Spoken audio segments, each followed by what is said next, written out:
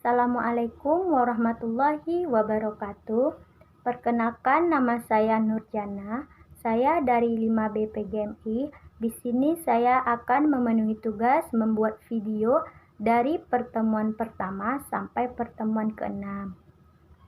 Jadi materi yang pertemuan pertama itu tentang konsep dan hakikat strategi pembelajaran. Adapun poin-poin yang saya jelaskan nanti ada pengertian konsep strategi pembelajaran dan pengertian hakikat strategi pembelajaran. Jadi di sini saya akan menjelaskan nanti tentang pengertian konsep, pengertian hakikat, yang poin-poin besarnya yang saya jelaskan nanti. Jadi selamat menyaksikan video yang saya buat dari pertemuan pertama dan sampai pertemuan ke-6. Selamat menyaksikan.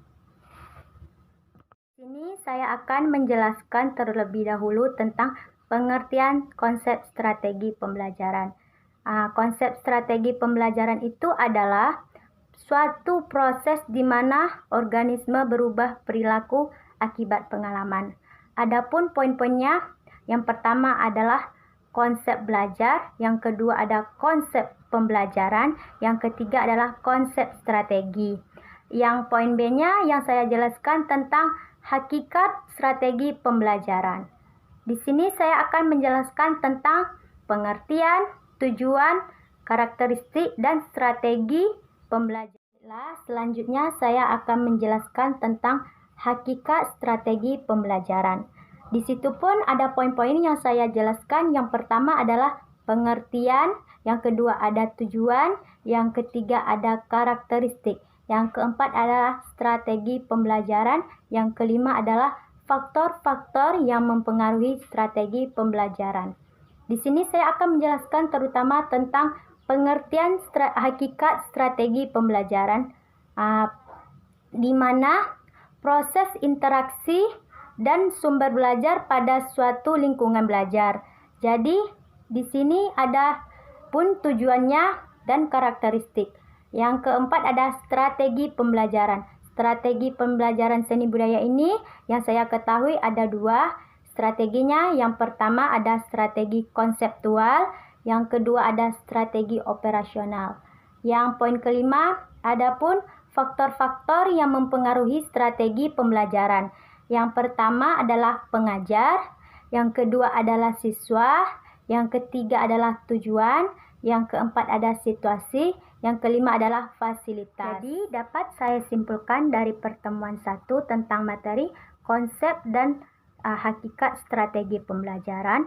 Yang pertama saya simpulkan dulu tentang konsep strategi pembelajaran. Adalah suatu proses di mana organisme berubah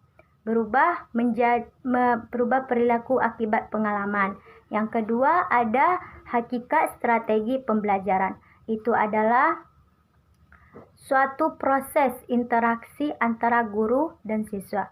Jadi itu yang dapat saya simpulkan. Lanjut pertemuan kedua tentang materi model pembelajaran. Di sini saya akan menjelaskan tentang pengertian, ciri-ciri, macam-macam fungsi dan manfaatnya. Di sini pertama saya akan menjelaskan tentang pengertian terlebih dahulu tentang pengertian model pembelajaran. Baiklah, model pembelajaran adalah interaksi antara guru dan siswa di dalam suatu kelas atau lingkungan yang menyangkut pendekatan, strategi, model, metode, dan teknik. Itulah pengertian dari model pembelajaran. Yang kedua ada ciri-ciri model pembelajaran. Yang pertama ada sistematis, yang kedua ada khusus, yang ketiga ada macam-macam model pembelajaran. Macam-macam model pembelajaran itu ada 4. Yang pertama kooperatif, yang kedua ada kontekstual, yang ketiga ada berbasis masalah, yang keempat adalah time games turnamen. Jadi itulah macam-macam model pembelajaran. Yang selanjutnya ada fungsi model pembelajaran. Jadi fungsinya untuk membantu guru dalam interaksi antara guru dan siswa. Yang kedua ada untuk membantu guru dalam proses belajar. Jadi itulah fungsi dari model pembelajaran yang saya sampaikan, ada dua. Yang selanjutnya ada fungsi model pembelajaran, manfaat model pembelajaran. Di sini adapun manfaat yang saya dapat ada dua. Yang pertama bagi guru dan yang kedua bagi siswa. Jadi itulah manfaat yang ada pada model pembelajaran. Jadi di sini saya dapat simpulkan dari pertemuan kedua tentang model pembelajaran. Ada pengertian, ada ciri-ciri, ada macam-macam, dan ada fungsi dan manfaatnya. Jadi itulah dari pertemuan kedua yang saya dapat. Kita lanjut pertemuan ketiga tentang materi pendekatan pembelajaran. Adapun nanti yang saya jelaskan itu beberapa poin. Yang pertama ada pengertian pendekatan pembelajaran. Yang kedua ada pentingnya pendekatan pembelajaran. Yang ketiga adanya jenis-jenis pendekatan pembelajaran. Jadi yang pertama kita masuk tentang pengertian pendekatan pembelajaran. Di sini saya jelaskan tentang pengertiannya adalah pendekatan pembelajaran itu adalah titik tolak sudut pandang dalam proses pembelajaran. Jadi itulah pengertian dari pendekatan pembelajaran. Yang kedua, pentingnya pendekatan pembelajaran. Di sini sangat penting dalam pendekatan pembelajaran itu adalah untuk suatu pembelajaran, adanya pendekatan pembelajaran. Yang selanjutnya adanya jenis-jenis pendekatan pembelajaran. Dalam materi pendekatan pembelajaran adanya jenis-jenis yang dapat saya jelaskan. Yang pertama adalah pendekatan individualisme. Yang kedua ada pendekatan kelompok. Yang ketiga ada pendekatan campuran. Yang keempat ada pendekatan emosional. Yang kelima ada pendekatan pembiasaan. Yang keenam ada pendekatan edukatif. Jadi dalam pendekatan pembelajaran itu ada pengertian, ada jenis-jenis pendekatan pembelajaran. Jadi dapat saya simpulkan dalam pendekatan pembelajaran itu titik tolak sudut pandang dari pengertian pendekatan pembelajaran. Dan jenis-jenisnya ada 5 yang saya sebutkan tadi. Jadi itulah pendekatan pembelajaran dalam pendekatan pembelajaran. Kita masuk pertemuan keempat dengan materi metode pembelajaran. Di sini saya akan menjelaskan nanti tentang metode pembelajaran itu. Adapun poin-poin yang saya jelaskan itu ada pengertian metode pembelajaran, tujuan metode pembelajaran, dan metode pembelajaran seni budaya di SD atau MI. Baiklah, saya akan menjelaskan terutama pengertian metode pembelajaran. Metode pembelajaran itu adalah cara-cara dan teknik penyajian bahan ajar oleh guru baik secara individual maupun secara kelompok. Jadi itulah pengertian dari metode pembelajaran. Yang kedua adanya tujuan metode pembelajaran. Di sini ada tujuannya bagi siswa dan bagi guru. Yang pertama untuk membantu siswa dalam proses pembelajaran. Yang kedua untuk membantu guru dalam proses pembelajaran. Adanya metode pembelajaran seni budaya dan prakarya SD atau MI. Metode-metodenya, baiklah saya akan jelaskan. Yang pertama adanya metode ceramah. Yang kedua adanya metode mencontoh. Yang ketiga adanya metode diskusi. Yang keempat adanya metode global. Yang kelima adanya metode ekspresi bebas.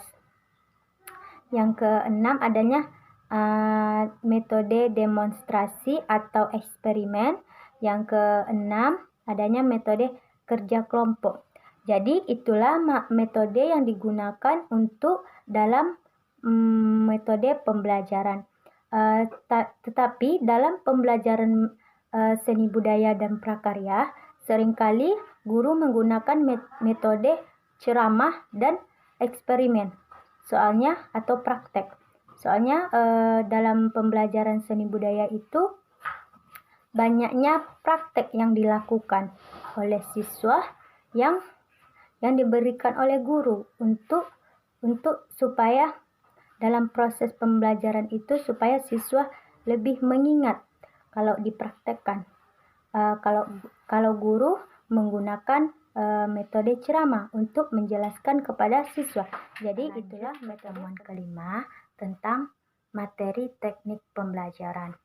Di sini saya akan menjelaskan tentang pengertian, macam-macam tujuan dan fungsi teknik pembelajaran. Terutama saya akan menjelaskan tentang pengertian teknik pembelajaran terlebih dahulu. Teknik pembelajaran itu adalah pengetahuan tentang cara menciptakan suatu hasil seni, karya seni seperti musik dan lainnya. Jadi itulah pengertian dari teknik pembelajaran. Yang kedua, ada macam-macam teknik pembelajaran. Teknik pembelajaran itu ada teknik diskusi, teknik kerja kelompok, teknik pemberian tugas, teknik penemuan, teknik simulasi, teknik inquiry, teknik demonstrasi, teknik bimbingan, teknik karya wisata. Jadi itulah macam-macam teknik dalam pembelajaran. Yang selanjutnya ada tujuan dan fungsi teknik pembelajaran. Tujuannya dan fungsinya agar pengajar dapat menyampaikan dengan baik terhadap siswa materi yang disampaikan. Jadi itu tujuan dari teknik pembelajaran. Jadi itulah pertemuan kelima materi tentang teknik pembelajaran yang saya dapat sampaikan. Jadi kesimpulannya, teknik pembelajaran itu ada pengertian, macam-macam tujuan, dan saya akan menjelaskan tentang pemilihan bahan ajar dalam pertemuan ke-6. Pertemuan ke-6 ini saya akan menjelaskan tentang pengertian model pembelajaran, strategi pembelajaran, komponen strategi pembelajaran, metode pembelajaran, dan hubungan metode pembelajaran, strategi, dan teknik pembelajaran. Pertama, saya akan menjelaskan dulu tentang pengertian model pembelajaran. Model pembelajaran itu adalah semua rentetan prestasi materi yang terdiri atas semua faktor yang dilaksanakan oleh peserta didik, oleh pendidik atau guru. Yang kedua, ada komponen strategi pembelajaran. Komponennya itu ada guru, metode, peserta didik, tujuan, sumber, alat, bahan ajar, kegiatan, evaluasi, dan lain-lainnya. Jadi, itulah komponen dalam pembelajaran, strategi pembelajaran. Yang selanjutnya ada metode yang dilakukan dalam pembelajaran. Metodenya adalah teknik mengajar dan teknik pembelajaran. Di sini ada hubungan strategi, metode, dan teknik, yaitu adalah yang teknik, strategi, dan metode itu saling berkaitan satu sama lain yang tidak dapat dipisahkan. Jadi itulah hubungan antara strategi, metode, dan teknik pembelajaran. Baiklah, itulah penjelasan dari saya dari pertemuan pertama sampai pertemuan ke-6. Lebih dan kurang saya minta maaf. Saya akhiri. Assalamualaikum warahmatullahi wabarakatuh.